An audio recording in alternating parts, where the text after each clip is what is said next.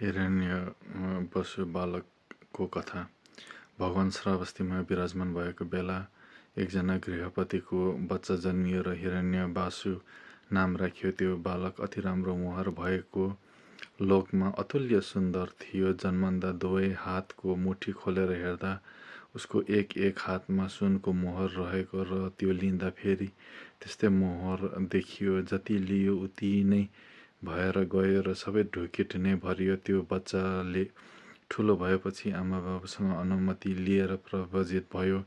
पछि उमेरपछि उपसम्पदा प्राप्त गरी पूर्ण भिक्षु भएर सङ्घहरूमा क्रमशः बन्धन ढोग गर्दै जाँदा दुई हातले जसलाई छोए पनि त्यहाँ प्रत्येककोमा सुनको मोहर उत्पन्न भएर गयो।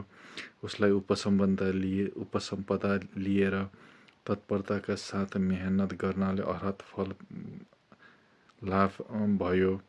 सोही बेला आनन्दले पहिलेको कर्मबारे भगवानमा अनुरोध गर्दा भगवानले आज्ञा भयो। पहिले अतीतकालमा 91 कल्प भन्दा पहिले बुद्ध कनकमणि लोकमा आगमन भएको बेला कुनै पनि सम्पत्ति नभएको एकजना दुखी गरिब सधैँ जङ्गलमा दाउरा खोजेर बेच्थ्यो।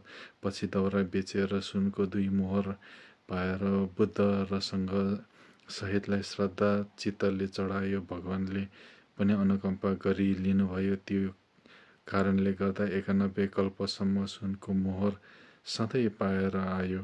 धन रत्न र उपभोग्य वस्तु अक्षय रूपमा पायो। पछि यसले अर्थात् फल नपाएको भएपछि भविष्यमा असीम फल परिपाक हुने थियो। त्यसैले हे आनन्द, प्राणीले दान दिने कार्यमा तत्परताका साथ लाग्नुपर्छ भनी आज्ञा भयो। यस कथाले स्वच्छ मनले बुद्धमा सत्कार गरेको फाइदा दर्शाएको छ।